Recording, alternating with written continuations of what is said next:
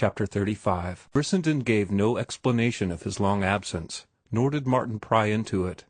He was content to see his friend's cadaverous face opposite him, through the steam rising from a tumbler of toddy. "I, too, have not been idle," Brissenden proclaimed, after hearing Martin's account of the work he had accomplished. He pulled a manuscript from his inside coat pocket, and passed it to Martin, who looked at the title and glanced up curiously. "Yes, that's it," Brissenden laughed. "Pretty good title, eh? Ephemera. It is the one word. And you're responsible for it. What of your man, who was always the erected, the vitalized inorganic, the latest of the ephemera, the creature of temperature, strutting his little space on the thermometer? It got into my head, and I had to write it to get rid of it. Tell me what you think of it." Martin's face, flushed at first, paled as he read on. It was perfect art.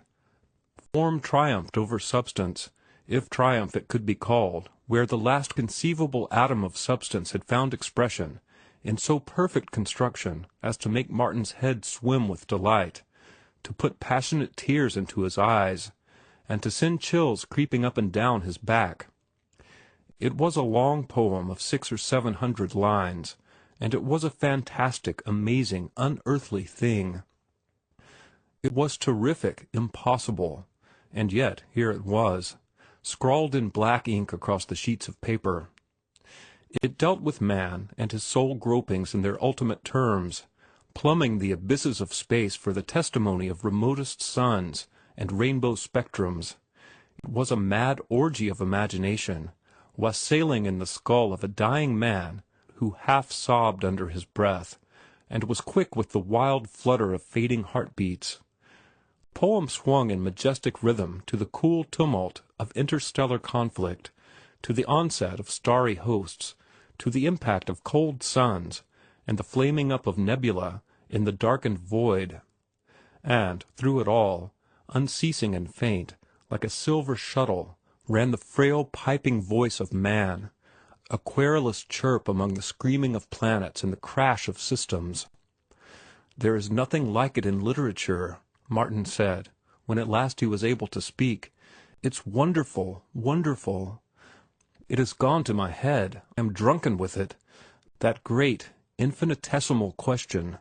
I can't shake it out of my thoughts. That questing, eternal, ever-recurring, thin little wailing voice of man is still ringing in my ears. It is like the dead march of a gnat amid the trumpeting of elephants and the roaring of lions. It is insatiable with microscopic desire. I know I'm making a fool of myself, but the thing has obsessed me. You are, I don't know what you are wonderful, that's all. But how do you do it? How do you do it?" Martin paused from his rhapsody, only to break out afresh. "I shall never write again. I am a dauber in clay. You have shown me the work of the real artificer-artisan. Genius. This is something more than genius. It transcends genius. It is truth gone mad. It is true, man, every line of it. I wonder if you realize that, you dogmatist. Science cannot give you the lie.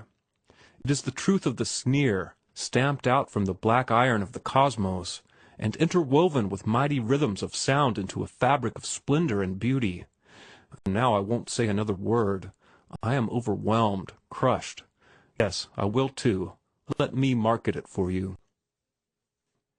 Brissenden grinned. "There's not a magazine in Christendom that would dare to publish it. You know that." "I know nothing of the sort. I know there's not a magazine in Christendom that wouldn't jump at it. They don't get things like that every day. That's no mere poem of the year. It's the poem of the century." "I'd like to take you up on the proposition."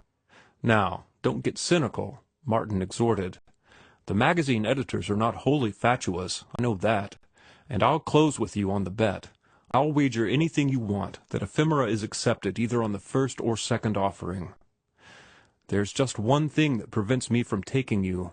Brissenden waited a moment.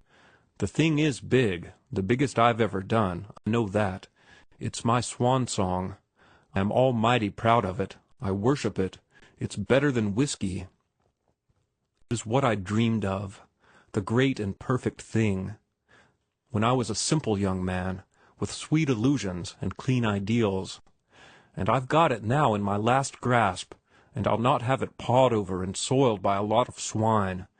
No, I won't take the bet. It's mine. I made it, and I've shared it with you." "But think of the rest of the world," Martin protested. "The function of beauty is joy-making. It's my beauty.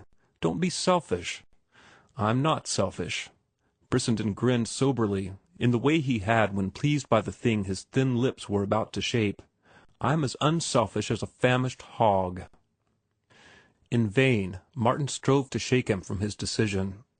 Martin told him that his hatred of the magazines was rabid, fanatical, and that his conduct was 1,000 times more despicable than that of the youth who burned the temple of Diana at Ephesus.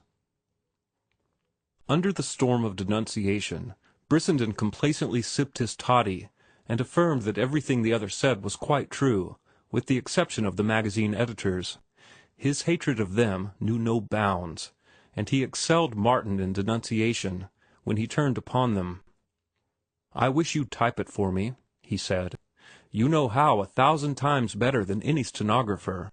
And now I want to give you some advice." He drew a bulky manuscript from his outside coat pocket. "Here's your Shame of the Sun. I've read it not once, but twice and 3 times, the highest compliment I can pay you. After what you've said about ephemera, I must be silent. But this I will say. When The Shame of the Sun is published, it will make a hit. It will start a controversy that will be worth thousands to you, just in advertising." Martin laughed. "I suppose your next advice will be to submit it to the magazines." "By all means, no. That is, if you want to see it in print. Offer it to the first-class houses. Some publisher's reader may be mad enough or drunk enough to report favorably on it. You've read the books. The meat of them has been transmuted in the alembic of Martin Eden's mind and poured into The Shame of the Sun. And one day Martin Eden will be famous. And not the least of his fame will rest upon that work. So you must get a publisher for it, the sooner the better." Brissenden went home late that night, and just as he mounted the first step of the car, he swung suddenly back on Martin and thrust into his hand a small, tightly crumpled wad of paper. "Here, take this," he said. "I was out at the races today, and I had the right dope." The bell clanged and the car pulled out, leaving Martin wondering as to the nature of the crinkly, greasy wad he clutched in his hand. Back in his room he unrolled it and found a $100 bill. He did not scruple to use it. He knew his friend had always plenty of money, and he knew also, with profound certitude, that his success would enable him to repay it. In the morning he paid every bill, gave Maria 3 months' advance on the room, and redeemed every pledge at the pawnshop. Next he bought Marian's wedding present, and simpler presents, suitable to Christmas, for Ruth and Gertrude. And finally, on the balance remaining to him, he herded the whole Silva tribe down into Oakland. He was a winter late in redeeming his promise, but redeemed it was, for the last least Silva got a pair of shoes, as well as Maria herself. Also, there were horns and dolls and toys of various sorts, and parcels and bundles of candles and nuts that filled the arms of all the Silvas to overflowing. It was with this extraordinary procession, trooping at his and Maria's heels into a confectioner's, in quest of the biggest candy cane ever made, that he encountered Ruth and her mother. Mrs. Morse was shocked. Even Ruth was hurt, for she had some regard for appearances, and her lover, cheek by jowl with Maria, at the head of that army of Portuguese ragamuffins, was not a pretty sight. But it was not that which hurt so much as what she took to be his lack of pride and self-respect. Further, and keenest of all, she read into the incident the impossibility of his living down his working-class origin.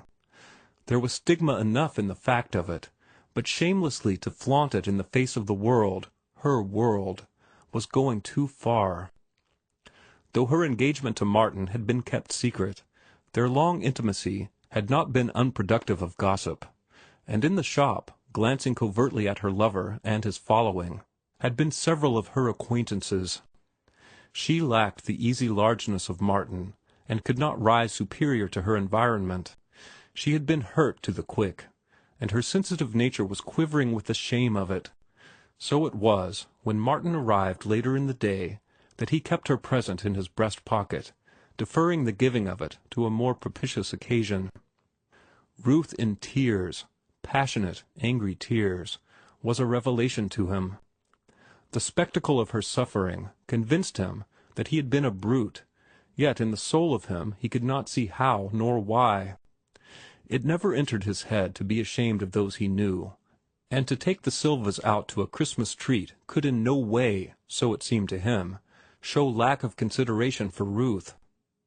On the other hand, he did see Ruth's point of view, after she had explained it, and he looked upon it as a feminine weakness, such as afflicted all women, and the best of women. End of chapter 35.